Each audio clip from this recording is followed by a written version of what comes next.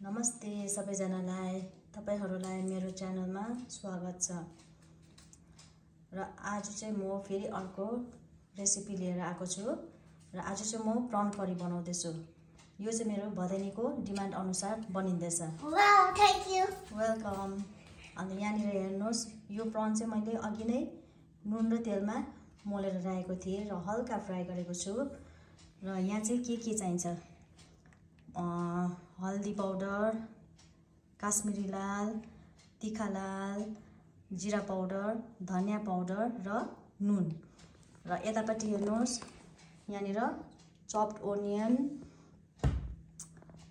Chopped tomato, garlic, गरम मसला र जीरा। र यता चाहिँ धनिया अलिकति मात्रै छ गार्निशिङको लागि। र अब चाहिँ म यो प्याज, टमाटर, लसुन, गरम मसला र जीरा छ, यसलाई चाहिँ म अब हल्का फ्राई गर्छु। अब चाहिँ तेल पनि खर्यो र यसमा म सुरुमा चाहिँ जीरा पड्काउँछु र यो गरम मसला,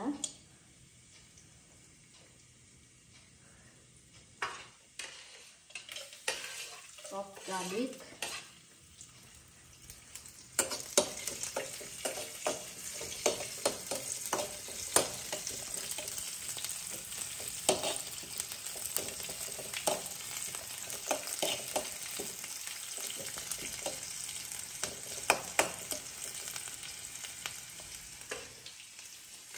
onion,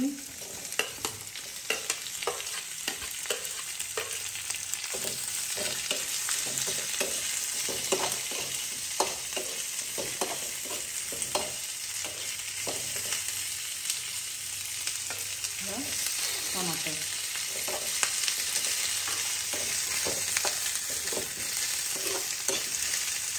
र प्याज हल्का ब्राउन भइसम्म फ्राई गर्नुपर्छ। यसरी अब यो फ्राई गरेको ओनियन पनि सेलिसक्यो र अब म यो ग्राइन्डरमा हालेर पिस्दैछु। र अहिले पछि तपाईहरुलाई पाकेर म देखाउने छु। ल है साथीहरु, हाम्रो प्रन करी पनि रेडी भयो। यो चाहिँ अब हामी फ्राइड राइससँग खानेछौँ।